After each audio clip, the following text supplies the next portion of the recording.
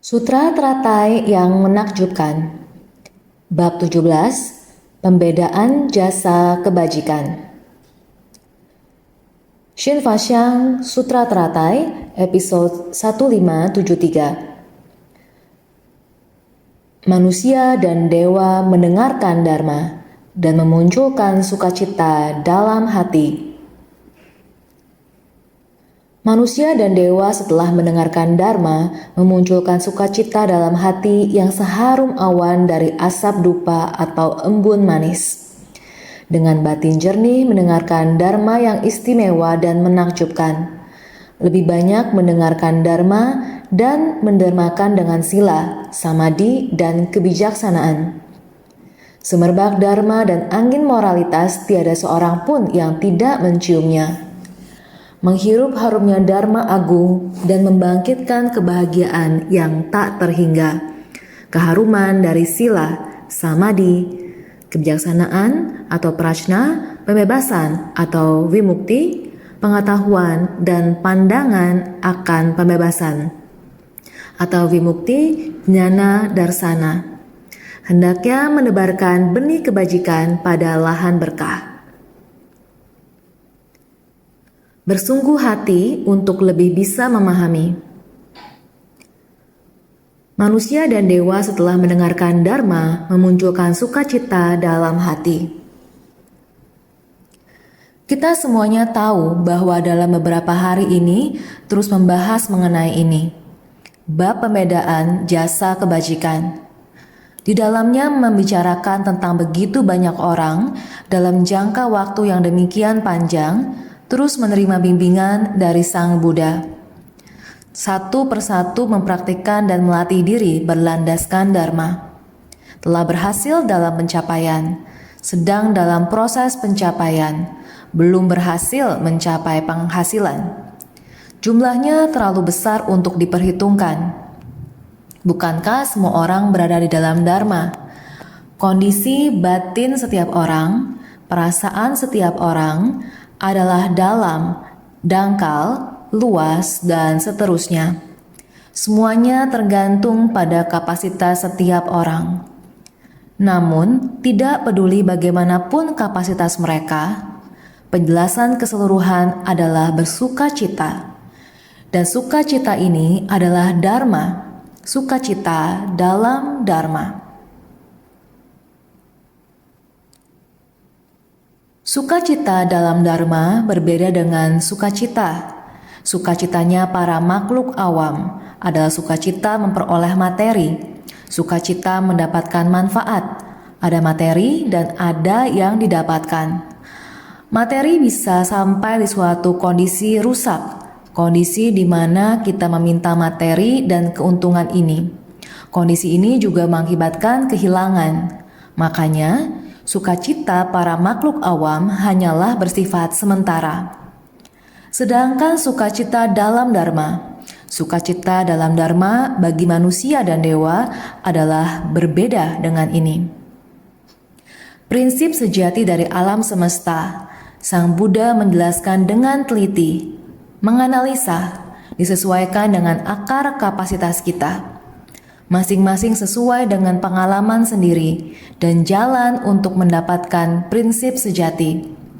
Kesan batin telah terserap ke dalam jiwa mereka dan tumbuh menjadi jiwa kebijaksanaan. Ini adalah dharma yang kita dapatkan dalam jiwa kita pada setiap kehidupan saat kita melatih diri, mengubah kesadaran menjadi kebijaksanaan.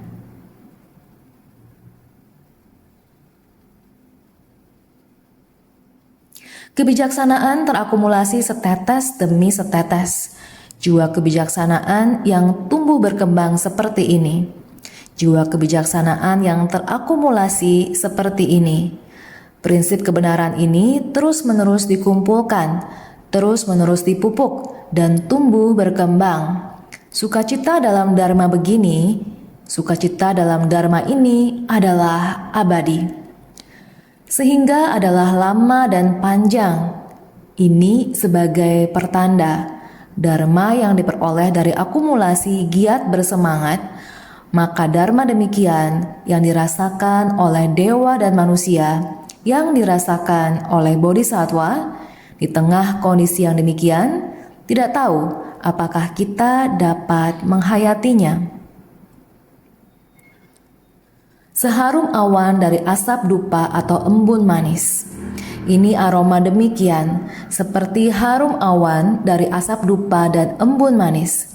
Ini bukan seperti yang kita sebagai makhluk awam dapatkan. Namun, apakah kita seterusnya adalah makhluk awam? Tidak. Kita harus yakin setiap orang pada dasarnya memiliki sifat demikian adanya. Hanya saja, apa yang kita peroleh dan yang kita rasakan sekarang belum cukup banyak. Sedangkan para bodhisattva, manusia dan dewa, pengalaman mereka telah terakumulasi dalam jumlah besar dan dalam waktu yang panjang. Maka, apa yang dapat mereka rasakan juga lebih banyak, yaitu seharum awan dari asap dupa dan embun manis. Seperti ini yang dirasakan. Lalu mengapa mereka bisa merasakannya begitu dalam? Inilah dengan batin jernih mendengarkan dharma yang istimewa dan menakjubkan. Karena batin mereka sudah tidak memiliki sedikit pun kerisauan batin, sudah tidak ada sedikit pun kegelapan batin. Kerisauan dan kegelapan batin semuanya telah lenyap, melenyapkan segala kegelapan batin dan kerisauan batin, maka menumbuhkan sukacita dalam dharma yang jernih. Kondisi batin hening dan jernih, tekad yang luhur dan luas. Kondisi tersebut seperti di dalam sutra makna tanpa batas. Kita semuanya pasti selalu membaca kondisi batin hening dan jernih. Kondisi batinnya sangat jernih, sangat hening, sangat bersih. Sehingga merasa seluruh batin yang dirasakan pada kondisi itu dapat menggunakan istilah seharum awan dari asap dupa atau embun manis untuk mengumpamakannya. Karena batin mereka sangat jernih, maka dharma yang didengar, setiap kata layaknya bagaikan seharum awan dari asap dupa, masuk ke dalam batin seperti ini. Sehingga dikatakan, dengan batin jernih, mendengarkan dharma yang istimewa dan menakjubkan. Dharma yang sungguh istimewa masuk ke dalam batin. Jadi, lebih banyak mendengarkan dharma dan mendermakan dengan sila, samadhi, dan kebijaksanaan.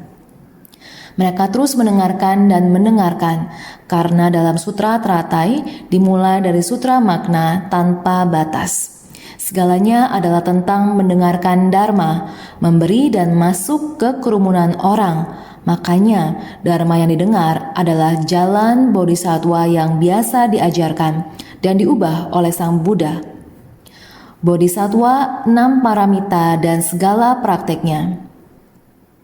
Mengaktualisasikan 6 paramita dalam segala tindakan, inilah ajaran yang perlu kita dengarkan dan terima. Bodhisattva berlatih di dunia ini dengan pergi ke tengah-tengah kerumunan, dengan masuk ke kerumunan orang. Kita memahami apa itu kerisauan dan ketidaktahuan, berada di tengah-tengah Buddha Dharma. Kita merasakan ketenangan dan kejernihan yang luar biasa, sehingga kita memperoleh realisasi yang mendalam. Di tengah ketidaktahuan akan banyaknya penderitaan, kita menyadari pengalaman ketenangan dan kejernihan. Sukacita dharma yang kita peroleh seperti yang sering kita katakan, dengan menyaksikan penderitaan akan tahu akan berkah pada diri sendiri. Pada tahun 2018, Secheng James Chen kembali ke Gria Chingse dari Amerika Serikat. Saya hendak mendengarkan kisah dia saat di Amerika. Sudah hampir 10 tahun sejak mengabdikan dirinya ke Haiti. Bolak-balik berpergian ke sana sudah berapa lama? Sudah lebih dari 70 kali dari Amerika. Sudah hampir mendekati 10 tahun ini pergi untuk memberi perhatian dan menjaga Haiti. Pada tahun 2008, Haiti dilanda angin topan. Masyarakat di sana sangat miskin. Begitu terjadi bencana, relawan Ceci di Amerika langsung mengunjungi dan melaksanakan bakti sosial penyerahan bantuan. Pergi memberi bantuan tanggap darurat. Berikutnya, pada tahun 2010 terjadi gempa bumi yang besar. Relawan Ceci mulai memberikan bantuan. Sebuah rentetan bencana, mulai dari bencana angin topan yang mengakibatkan kerusakan besar. Relawan Ceci turun memberikan bantuan, melaksanakan bakti sosial penyerahan bantuan. Kejadian gempa besar ini, mereka terus-menerus memberikan bantuan di sana tanpa berhenti. Selama lebih dari 100 hari, relawan Ceci dari Amerika bekerja bergantian tanpa henti. Setiap hari di sana, mereka melakukan penilaian terhadap bencana.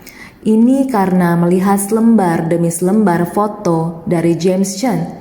Selembar demi selembar memunculkan kisah demi kisah. Ini benar-benar neraka di dunia ini, penderitaan manusia. Melihat sepatu mereka telah dipakai hingga sepatunya berlubang dan koyak. Semuanya telah rusak, namun masih tetap dipakai di kaki mereka. Orang mengirimkan 10.000 pasang sepatu ke sana. Setelah mereka memakainya, mereka sangat bersukacita dan menari. Sangat sayang dan tidak tega untuk memakainya di kaki. Kemudian diambil dan dimasukkan kembali ke tas. Kondisi kekurangan materi seperti ini benar-benar sungguh menyedihkan. Mendengar lantai mereka yang selalu basah dan sepanjang tahun mereka juga tidur di lantai yang basah. Ranjang berkah kebijaksanaan yang mereka terima benar-benar bagaikan di surga. Sangat puas. Seharusnya dalam seminggu mereka makan bubur 2 kali. Bakti sosial penyerahan bantuan beras untuk mereka makan. Sekarang mereka mampu setiap hari makan sekali. Tanpa sayuran, hanya nasi putih. Dan mereka sangat bersyukur dan sangat puas. Lingkungan yang seperti ini, apakah di alam manusia ini kita bisa melihat alam neraka kah? Lihatlah, di sana adalah neraka. Namun di daerah itu ada sebuah kisah yang sangat mengharukan. Bodhisattva Ksitigarbha, benar-benar sumbangsi kita bukanlah apa-apa. Kita semuanya benar-benar perlu bersungguh hati. Makanya pengalaman merasakan. Perasaan itu yang mampu merasakan adalah orang yang mendengarkan Dharma. Rasa sukacita itu adalah sukacita yang nyata dan benar, kepuasan. Seperti pendeta di Haiti, pendeta Zuki, kelompok OPEPB Katolik. Seperti Bodhisattva Ksitigarbha. Tahun 2017, dia secara pribadi mengunjungi Taiwan. Melihat kita semua insan Ceci seperti ini, dia sangat menyerupai Bodhisattva Avalokitesvara. Menyesuaikan dengan kondisi jasmani makhluk hidup, saling menyesuaikan untuk mencerahkan makhluk hidup, menyerupai Bodhisattva Ksitigarbha yang bersedia memasuki neraka, bersamaan juga pergi ke alam neraka menjaga makhluk di sana. Ini benar-benar saya tidak mampu untuk menggambarkan kondisi ini. Beliau begitu kembali ke Taiwan, kemudian menyerap. Beliau sangat puas. Membabarkan Dharma sesuai Dharma mengimplementasikan memasuki masyarakat di dalam kehidupan. Ini adalah kisah yang menyentuh. Makanya banyak mendengarkan Dharma dan menerbangkan dengan sila, samadhi, dan kebijaksanaan. Dia bersumbangsi di tempat itu adalah setelah mendengarkan Dharma. Demikian dia merasa sangat puas. Setiap hari dia sangat disiplin di sana, mengikuti sila dengan baik. Bukan hanya pendeta Zuki, kita juga membantu relawan lainnya. Kata James Chen pada kelas bedah buku mereka, setiap orang sangat tertib. Sekali duduk membutuhkan waktu yang lama. Ketika orang ingin ke toilet, mereka juga tidak berani pergi berdua atau bertiga. Mereka akan mengatur waktu untuk pergi ke toilet, yaitu orang-orang berkumpul dan berbaris untuk keluar. Kemudian mereka pulang membentuk barisan yang rapi di tempat itu dan kembali ke tempat duduk mereka. Saya tidak pernah mendengar mereka melatih para relawan di tempat itu dengan demikian baik. Menteri Pertahanan di Haiti, dia sangat tersentuh melihatnya. Bahkan Menteri Pertahanan melatih pasukannya juga tidak dapat melatih seperti kelompok relawan kita. Saya benar-benar tidak mampu merasakan betapa banyak penderitaan yang ada di negeri itu. Ketika kita memberi sedikit bantuan materi kepada mereka, menyediakan mereka 1 kali makan kenyang setiap hari, demikian mereka sudah sangat puas. Dharma yang diajarkan, mereka menerima dan mempraktekkan. Mereka begitu jelas. Ini sungguh menyentuh hati. Jadi, ini bukankah mereka mendengarkan Dharma? Dan bedah buku, mereka sangat menghargainya. Jadi, lebih banyak mendengarkan Dharma dan mendermakan dengan sila, samadhi, dan kebijaksanaan. Mereka mendengarkan Dharma dan mempraktekkan dalam kehidupan sehari-hari, masuk ke kerumunan orang banyak. Ini sungguh tidak mudah. Jadi dikatakan, semerbak Dharma dan angin moralitas tiada seorang pun yang tidak menciumnya. Sang Buddha telah mengajarkan Dharma lebih dari 2000 tahun yang lalu. Pada saat itu, dalam kondisi seperti itu, Dharma diajarkan kepada para dewa, bodhisattva, dan manusia yang telah mendengarnya. Kondisi saat itu, Dharma yang telah didengar, perasaan itu, kebajikan dari Sang Buddha. Melihat kembali Dharma yang telah beliau ajarkan selama 2000 tahun yang lalu. Bukankah kebajikan Sang Buddha masih harum sampai sekarang? Sama sekali tidak terhalangi oleh jarak. Dan kita di Taiwan berada di tempat kelahiran mazhab Ceci, silsilah ajaran Jingse. Bukankah semangat ini sekarang diterapkan di seluruh dunia? Ketika saya mendengar Shecheng James Chen mengatakan bahwa Hualien tahun 2018 bulan 2 tanggal 6 terjadi gempa besar. Mereka melakukan upacara doa untuk Taiwan berkali-kali. Di Haiti, mereka juga mengadakan penggalangan dana. Walaupun uang dan dibungkus sangat rapi dari sana, setiap lembar uang itu sangat kotor.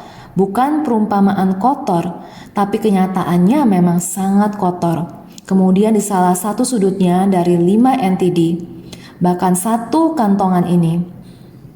James Chen mengatakan sebaiknya saya membawa seluruh kantong ini kembali dan menunjukkannya kepada master. Beginilah dana ini terakumulasi dari kumpulan setetes demi setetes, beberapa ribu NTD. Ini bukanlah hal yang sederhana, 1 demi 1 sesi penggalangan dana. Sebersit niat pikiran ini benar-benar sangat menyentuh. Selain itu, mereka menghormati Dharma dan berterima kasih kepada mazhab kita karena dapat memberi mereka makan setiap hari. Oleh karena itu, ini adalah rasa hormat dari hati melintasi lautan. Maka dari itu, ketika mereka melihat harum Dharma dan semerbak moralitas sejati seperti ini, wah, semua orang, sumbangsi dari para bodhisattva ini benar-benar sangatlah menyentuh. Oleh karena itu, ketika kembali, pendeta terus membicarakan Ceci. Dan itu dikembangkan. Orang-orang begitu menghormati silsilah Jingse dan mazhab Ceci. Oleh karena itu, dengan prinsip kebenaran yang sama, pada era Sang Buddha mengajarkan bodhisattva Dharma. Sekarang di era kita menjalankan praktek bodhisattva dan membuka jalan ajaran bodhisattva, sehingga kita bisa mencapainya.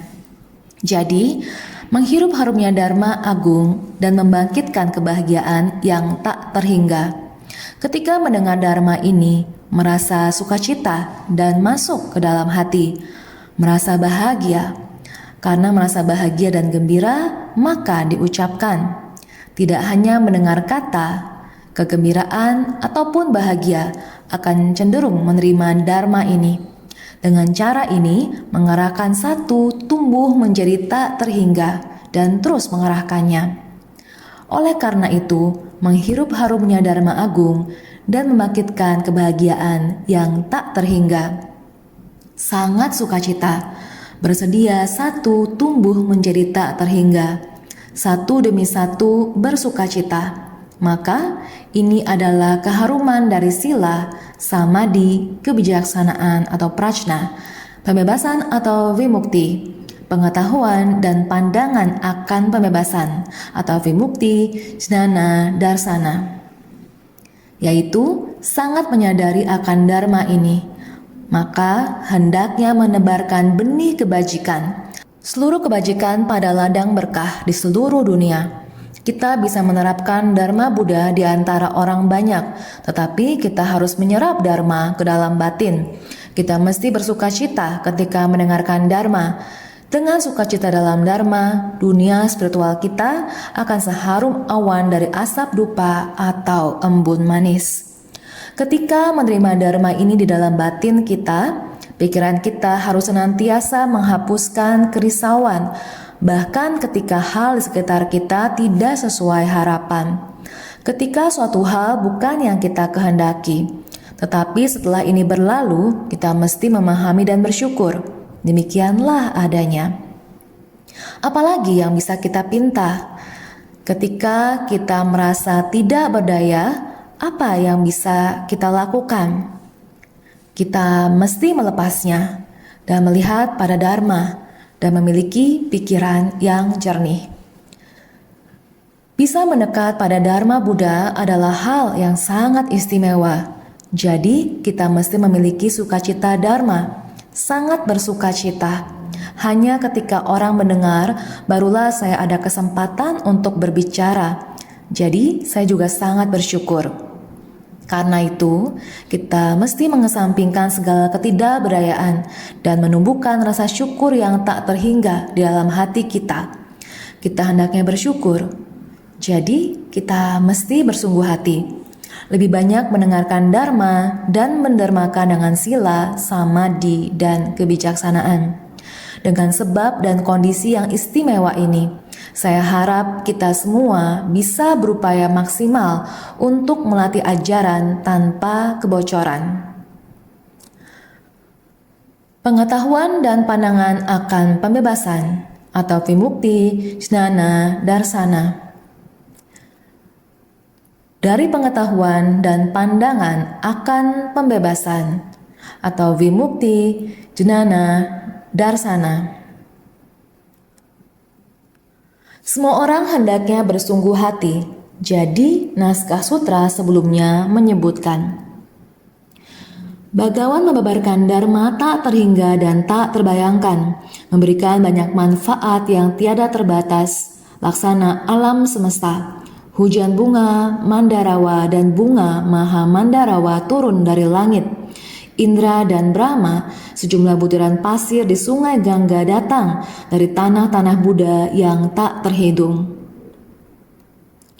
Sutra Teratai Bab 17, Pembedaan Jasa Kebajikan. Sebelumnya telah dibahas mengenai memberi manfaat kepada makhluk hidup.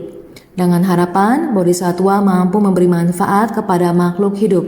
Juga pada naskah sutra sebelumnya mengatakan, hujan, bubuk cendana, dan gaharu berlimpahan turun, bagaikan kawanan burung yang berterbangan turun dari langit, ditebarkan sebagai persembahan kepada para Buddha.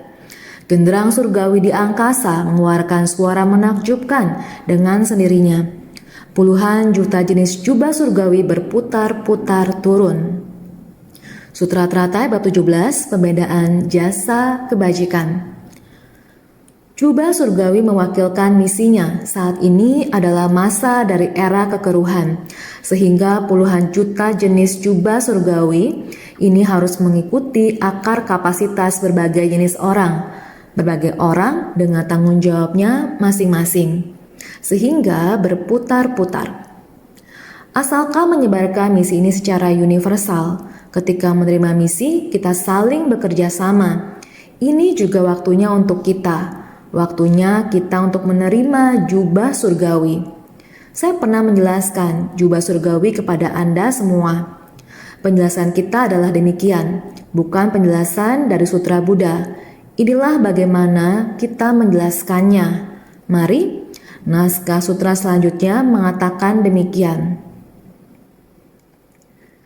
Dalam semua hyolo mustika dan menakjubkan, dibakar dedupaan yang tak ternilai harganya.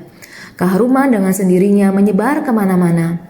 Sebagai persembahan kepada semua bagawan, kumpulan dari para bodhisattva agung itu memegang umbul dan tirai yang terbuat dari 7 mustika, tinggi menakjubkan dan terdiri dari selaksa koti jenis, secara berurutan ke atas hingga mencapai surga Brahma. Sutra Teratai Bab 17, Pembedaan Jasa Kebajikan, yaitu hyolo yang begitu banyak mulai dibakar. Keharuman menakjubkan dari kayu cendana itu mulai menyebar. Dalam suasana itu, dharma dan dharma semuanya adalah wewangian dharma yang dibabarkan. Ini juga semacam deskripsi, seperti setiap dharma di hyolo. Dharma dari kehangatan, usmagata, dharma dari titik puncak, murdana, dharma dari kesabaran, santi, dharma dari tingkat duniawi tertinggi, laukikagra dharma.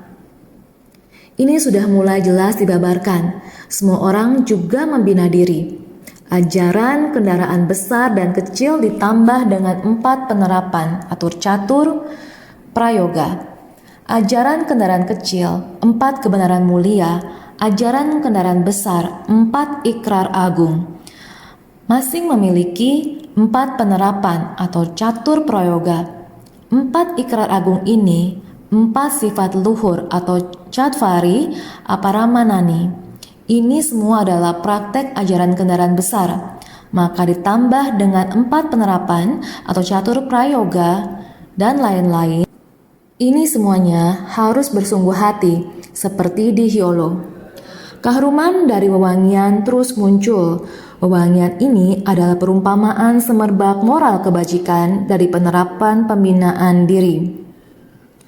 Dalam semua hyolo mustika dan menakjubkan, dibakar dedupaan yang tak ternilai harganya. Keharuman dengan sendirinya menyebar kemana-mana, sebagai persembahan kepada semua bagawan. Dalam semua hyolo dibakar segala dupa menakjubkan. Suara menakjubkan menyebar ke seluruh alam dharma di sekeliling sebagai persembahan kepada para bagawan. Jadi, suara menakjubkan menyebar ke seluruh alam dharma di sekeliling. Suara menakjubkan ini, tingkatan ini juga bisa mengeluarkan suara menakjubkan. Tingkatan ini tidak lain semuanya adalah pembabaran dharma di mana-mana. Karena di dalam hati kita ada dharma. Jadi yang segala sesuatu yang bersentuhan, baik itu pohon, burung, serangga, dan lain-lain, tidak lain semuanya adalah dharma. Oleh karena itu, menyebar ke seluruh dunia untuk memberi persembahan kepada para bagawan. Demikian diubahnya. Setelah mendengarkan dharma, inilah kondisi kesan batin yang diperoleh. Jadi, kumpulan dari para bodhisattva agung itu memegang umbul dan tirai yang terbuat dari 7 mustika. Kumpulan dari para bodhisattva memegang umbul dan tirai yang terbuat dari 7 mustika, melambangkan keagungan pahala kebajikan dari 7 keunggulan. Bodhisattva ini dengan demikian memegang umbul dan tirai yang terbuat dari 7 mustika, diibaratkan keagungan pahala kebajikan dari 7 keunggulan. 7 macam keagungan dari Dharma Bajik ini. Di tempat ini akan disampaikan lagi secara sederhana kepada semua orang. 7 keunggulan dari ajaran Buddha. 1. Keunggulan dalam pemilihan waktu atau ketepatan waktunya. 2. Keunggulan dalam maknanya. 3. Keunggulan dalam bahasanya. 4. Keunggulan dalam keunikannya. 5. Keunggulan dalam kesempurnaannya. 6. Keunggulan dalam kemampuan beradaptasinya. 7. Keunggulan dalam belas kasih tanpa syaratnya. Keunggulan bajik pertama adalah keunggulan dalam pemilihan waktu atau ketepatan waktunya, yang juga dikatakan bahwa menyampaikan sutra teratai memiliki 7 keunggulan. Yang pertama adalah keunggulan dalam pemilihan waktu atau ketepatan waktunya. Keunggulan dalam pemilihan waktu atau ketepatan waktunya ini yaitu di sutra teratai, memiliki kebaikan di awal, kebaikan di tengah, dan kebaikan di akhir. Tata Gata membabarkan ajaran kendaraan tunggal, dibagi berdasarkan urutan. Artinya, sebelum membabarkan sutra teratai, membabarkan sutra makna tanpa batas dulu. Inilah keunggulan dari berdasarkan urutan. Setelahnya, ada pembagian pokok. Ada aspek pokok dan aspek jejak. Sisi ini juga telah dibicarakan. Selanjutnya lagi, ingin membabarkan bagian penyebaran. Kesemua ini adalah merupakan pembabaran dharma. Harus ada bagian-bagian dari waktu atau periodenya. Semuanya telah diatur dengan sangat tepat, sangat unggul. Jadi keunggulan pertama ini, keunggulan dalam pemilihan waktu atau ketepatan waktunya, yakni dibagi menjadi bagian pendahuluan, bagian pokok, dan bagian penyebaran. Ini adalah 3 pemilihan waktu untuk menyelesaikan kitab sutra ini. Untuk selesai membabarkan kitab sutra ini, para hadirin, dharma itu semakin dipahami, maka akan semakin dalam. Jadi semua ini adalah merupakan dharma bajik bagaikan aliran. Kita adalah demikian. Inilah kebajikan. Ini disebut keunggulan dalam pemilihan waktu atau ketepatan waktunya.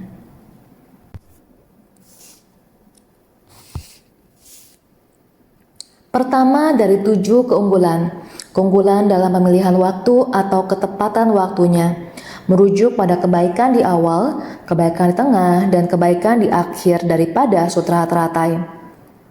Ketika Tathagata membabarkan ajaran kendaraan tunggal atau ekayana, membaginya menjadi bagian pendahuluan, bagian pokok, dan bagian penyebaran.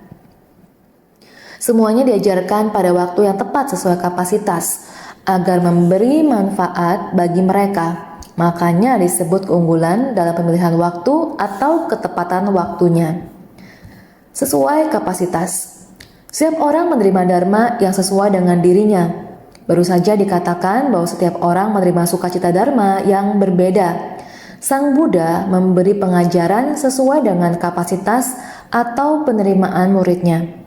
Ketika membabarkan Sutra Bunga Teratai, beliau selalu mengajarkan ajaran kendaraan tunggal. Namun, meskipun adalah ajaran kendaraan tunggal, dharma tersebut tetap disesuaikan dengan kemampuan masing-masing orang dalam menerima dharma. Kita baru saja membicarakan hal ini, sehingga disebut keunggulan dalam pemilihan waktu atau ketepatan waktunya. Kedua dari ketujuh keunggulan dalam maknanya. Artinya, semua dharma yang diajarkan dalam Sutra Teratai, maknanya adalah mendalam dan menjangkau jauh. Disebut dengan keunggulan dalam maknanya. Sebenarnya, naskah sutra ini sangat mendalam. Jika tidak dipahami, tentu saja teks naskah sutra tersebut hanya dibaca begitu saja. Hujan bebungaan hanyalah hujan bebungaan. Jubah surgawi hanyalah jubah surgawi. Teks dibaca dan dilewati begitu saja. Sebenarnya terdapat prinsip kebenaran yang terkandung di dalamnya, dan setiap orang menafsirkannya dengan berbeda. Di sini, pada era saat ini, beginilah cara kita menjelaskan jubah surgawi. Kita menyesuaikannya dengan keadaan zaman saat ini. Inilah maknanya, sehingga keunggulan dalam maknanya adalah kemampuannya dalam menjelaskan banyak hal sesuai dengan prinsip kebenaran zaman itu. Oleh karena itu, maknanya sangat mendalam dan sangat luas. Sejak lebih dari 2000 tahun yang lalu hingga sekarang, dan apa yang kita bahas saat ini juga akan diteruskan ke masa depan dalam bentuk silsilah dharma yang bertahan lama, yang akan ada untuk generasi yang tak terhitung jumlahnya. Oleh karena itu, ini sangat mendalam dan berjangkau luas, sehingga dinamakan keunggulan dalam maknanya. Ketiga dari 7 keunggulan dalam bahasanya. Artinya, sutra Trata yang dibabarkan oleh Tathagata bahasanya adalah praktis dan menakjubkan, memenuhi prinsip kebenaran dan disampaikan secara langsung, makanya disebut dengan keunggulan dalam bahasanya. Gaya bicaranya begitu sempurna, jalan lurus, jalan pencerahan yang besar dan lurus. Namun, membabarkan Dharma harus praktis, menakjubkan, dan sempurna. Ini ada di dalam Sutra Teratai, supaya semua orang dapat memahami penalarannya. Maka harus menggunakan metode yang praktis dan menakjubkan, supaya semua orang dapat memahami prinsip kebenarannya. Juga membabarkan langsung ajaran kendaraan besar atau Mahayana. Jadi terus membahas tentang ajaran kendaraan besar atau Mahayana. Namun jalan lurus dan besar dijelaskan dengan lembut dan praktis, menakjubkan, sehingga disebut keunggulan dalam bahasanya. Harus menggunakan cara ini.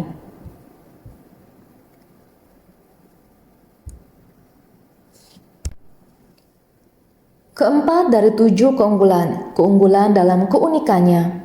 Artinya, Dharma yang dibabarkan dalam Sutra Teratai hanya diperuntukkan untuk para bodhisattva, tidak dibagikan kepada para praktisi dari 2 kendaraan. Makanya disebut dengan keunggulan dalam keunikannya. Begitu banyak orang yang mendengar, semuanya adalah bodhisattva, orang yang ingin membangkitkan tekad, baik kapasitasnya tinggi atau rendah. Asalkan mau membangkitkan tekad dan bersedia memberi manfaat pada orang banyak, maka boleh datang menerima Dharma. Hanya saja urutan berbeda. Orang yang telah berhasil dalam pencapaian atau yang sedang dalam proses pencapaian ataupun yang di masa akan datang berhasil dalam pencapaian. Tetap saja sebelumnya kita sudah membahas sangat banyak jumlah bodhisattva yang tak terhitung jumlahnya, yang belum berhasil dalam pencapaian, yang sedang dalam proses pencapaian, juga yang baru-baru ini menerima Dharma, dari satu tumbuh menjadi tiada terhingga. Maka dikatakan keunggulan dalam keunikannya, yang berarti sepenuhnya sesuai dengan kemampuan bodhisattva mengajarkan Dharma bodhisattva. Jadi tidak dibagikan kepada para praktisi dari 2 kendaraan, bukan Sravaka dan Pratyekya Buddha. Satu-satunya metode pengajaran Dharma bodhisattva, makanya disebut keunggulan dalam keunikannya. Kelima dari 7 keunggulan, keunggulan dalam kesempurnaannya. Artinya, Sutra Teratai sepenuhnya mencakup prinsip kebenaran yang sempurna, baik duniawi ataupun non-duniawi, makanya disebut keunggulan dalam kesempurnaannya. Hanya sutra ini yang dapat sepenuhnya lengkap dengan prinsip-prinsip masalah di dunia, serta prinsip-prinsip yang melampaui dunia. Bagaimana kita menjalani hidup sebagai manusia, sebuah prinsip yang harus kita pelajari dari sutra ini, dan bagaimana menjadi seperti Buddha dan berjalan di jalan bodhisattva, juga dipelajari dari sutra ini. Ini sedang prinsip kebenaran yang sempurna. Prinsip yang sempurna, ini keunggulan dan kesempurnaannya. Selanjutnya, ke-6 dari 7 keunggulan, keunggulan dalam kemampuan beradaptasinya. Artinya, Dharma dari Sutra Teratai hanya membicarakan prinsip dari jalan tengah. Itulah ajaran menakjubkan dari kendaraan tunggal yang sempurna dan seketika. Makanya disebut keunggulan dalam kemampuan beradaptasinya. Berlatih jalan tengah artinya tidak condong ke kedua sisi. Dari sini kita bisa langsung menuju tanah bodhisattva dan lanjutkan sampai ke kondisi Buddha. Ini berbicara tentang jalan tengah, kekosongan sejati dalam keberadaan yang menakjubkan, dan keberadaan menakjubkan dalam kehampaan sejati. Tidak terikat pada kekosongan atau keberadaan. Sedang berlatih jalan tengah. Ini adalah ajaran menakjubkan dari kendaraan tunggal yang sempurna dan seketika. Ini dikenal sebagai keunggulan dalam kemampuan beradaptasinya. Ketujuh dari 7 keunggulan, keunggulan dalam belas kasih tanpa syaratnya. Artinya, Dharma dari Sutra Teratai memiliki belas kasih tanpa syarat, batin yang tidak melekat pada ikatan jodoh dengan para makhluk. Makanya disebut dengan keunggulan dalam belas kasih tanpa syaratnya. Keunggulan dalam belas kasih tanpa syaratnya. Kita hendaknya mendengarkan dengan jelas, yaitu Dharma dari Sutra Teratai memiliki belas kasih tanpa syarat. Belas kasih yang tanpa syarat. Para makhluk tidak memiliki hubungan apapun dengan kita. Namun demi para makhluk kita harus menapaki jalan bodhisattva. Batin yang tidak melekat pada ikatan jodoh dengan para makhluk yang seperti ini. Apakah hanya dilakukan seperti demikian saja? Kita tidak mencarinya di para makhluk. Apakah kita mencari sesuatu dari para makhluk? Tidak. Kita hendaknya memiliki batin yang luas, seluas jagat raya, untuk memberi manfaat ke para makhluk, bersumbangsih tanpa pamrih. Ini disebut dengan keunggulan dalam belas kasih tanpa syaratnya. Oleh karena itu, Dharma baik. Dharma dari Sutra Teratai memiliki belas kasih tanpa syarat. Ini disebut tanpa memaksakan kehendak atau pamrih. Kita sebagai orang yang tersadarkan, kita tidak boleh memaksakan kehendak atau tanpa pamrih. Semua orang demi para makhluk bersumbangsih tanpa pamrih, bukan melakukan sesuatu karena menginginkan sesuatu. 7 keunggulan ini, 7 keunggulan dari ajaran Buddha, yaitu yang pertama adalah keunggulan dalam pemilihan waktu atau ketepatan waktunya. Kita hendaknya memahami dengan jelas. 7 keunggulan dari ajaran Buddha. 1. Keunggulan dalam pemilihan waktu atau ketepatan waktunya. 2. Keunggulan dalam maknanya. 3. Keunggulan dalam bahasanya. 4. Keunggulan dalam keunikannya. 5. Keunggulan dalam kesempurnaannya.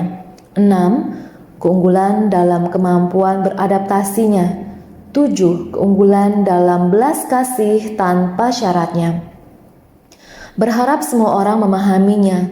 7 mustika melambangkan keagungan pahala kebajikan dari 7 keunggulan. 7 keunggulan ini dapat kita temukan di dalam Sutra Teratai.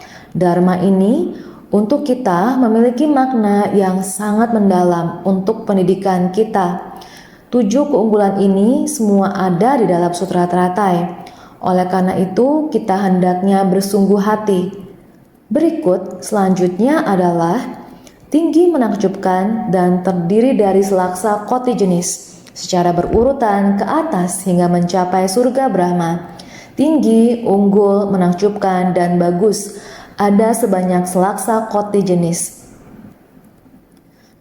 Dari bawah secara berurutan ke atas hingga mencapai surga Brahma.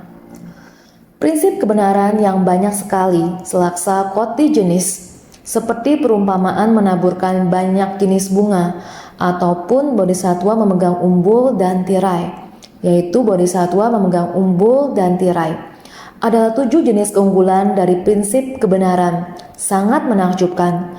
Bunga harum bertaburan memenuhi langit, jubah surgawi, musik, dan lain-lain.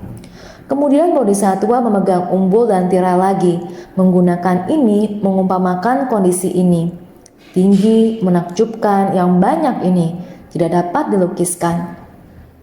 Kondisi dari selaksa koti jenis mulai dari dunia, dari puncak burung nasar sampai pada surga Brahma. Dari dunia sampai surga Brahma, sehingga disebut tinggi, unggul, menakjubkan, dan bagus. Ada sebanyak selaksa koti jenis. Sangat mulia, sangat banyak. Prinsip kebenaran yang luas. Menakjubkan, sangat banyak, selaksa koti jenis. Demikian terus sampai surga Brahma, dari bawah menuju ke atas secara meluas. Dharma menyebar meluas di langit, dunia, sehingga dikatakan di depan.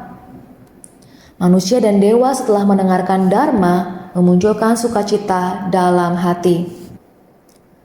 Bukan hanya manusia yang mendengar di dunia, para dewa juga mendengarnya, yang seharum awan dari asap dupa atau embun manis. Ini semua semestinya jelas, sehingga banyak dharma yang dibagi secara halus, dianalisis menjadi sangat dalam, yang ada hubungannya dengan kita direalisasikan dalam kehidupan kita. Sangat jelas, kita dapat menggunakannya, kita juga dapat melakukannya, kita masih dapat mengatakannya. Ini harus bersungguh hati, disebarkan baik-baik. Masih satu kata itu, senantiasa bersungguh hati.